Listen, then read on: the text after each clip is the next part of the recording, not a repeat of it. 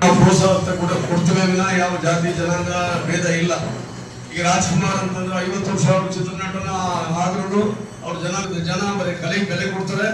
ಹಾಗೆ ನಾವೇನು ಉತ್ತಮ ಅಭಿನಯ ಮಾಡುವಂತ ಹೀರೋಗಳಿಗೆ ಯಾವ ರೀತಿಯೋ ಹಾಗೇನೆ ಇವರು ಜೈನ್ ಖಾನ್ ಅವರ ಚಿತ್ರಕ್ಕೂ ನಾವೆಲ್ಲ ಬೆಂಬಲ ಕೊಡಬೇಕು ಅಂತ ಹೇಳಿ ನಾನೊಬ್ಬ ಒಳ್ಳೆಯ ಪಿಕ್ಚರ್ ಇದು.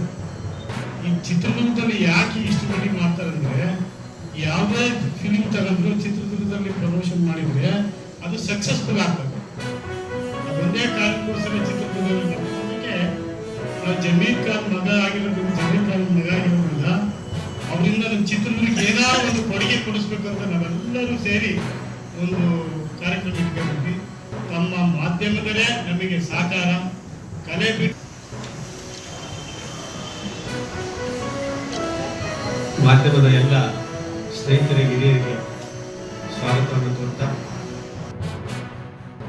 ಇಂಥ ಚಿತ್ರ ಇಷ್ಟು ವಿಮರ್ಶೆ ಚೆನ್ನಾಗಿದೆ, ಕಥೆ ಚೆನ್ನಾಗಿದೆ ಅಂತ ನೀವು ಹೇಳಿದ ಮೇಲೆ ಪ್ರೇಕ್ಷಕರು ಬರ್ತಾರೆ. ಹಾಗಾಗಿ ನಮ್ಮ ಸ್ನೇಹಿತರು, ಪತ್ರಿಕಾ ಮಿತ್ರರಿಗೂ ನಮ್ಮ ಸಿನಿಮಾದವರಿಗೂ ಬಹಳ ನಂಟಿದು.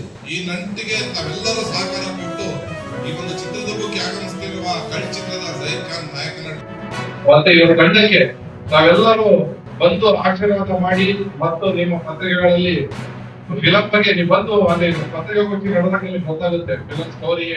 ಈ ಇದಕ್ಕೆ ಈ ಮುರುಘಾ ಮಠಕ್ಕೆ ಪೀಠಾಧಿಕಾರಿಗಳಾಗಿರ್ತಕ್ಕಂಥ ಮುರುಘಾ ಶರಣರನ್ನು ತೆಗೆದುಹಾಕಿ ಅಲ್ಲಿ ಕರ್ನಾಟಕ ಸ್ಟೇಟ್ ಗೌರ್ಮೆಂಟ್ಗೆ ಸ್ಪಷ್ಟವಾದ ನಿರ್ದೇಶನ ಕೊಡುತ್ತೆ.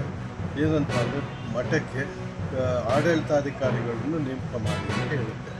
ಅದೇ ಪ್ರಕಾರ 1/3/2024 ಘನ ರಾಜ್ಯ ಸರ್ಕಾರ 4 ಜನರ ಕಮಿಟಿ ಕಳಸದ್ದೆನ್ನ ಅಂತ ಇದ್ದಾರೆ, IAS officer, retired IAS officer, ಅವರ ನೇತೃತ್ವದಲ್ಲಿ ಇನ್ನೂ 3 ಜನದ ಕಮಿಟಿ ಮಾಡಿ ಚಿತ್ರದುರ್ಗದ ಬೃಹನ್ಮಠಕ್ಕೆ ಆಡಳಿತ ಮಂಡಳಿ ಅಂತೇಳಿ ನೇಮಕ ಮಾಡಿ.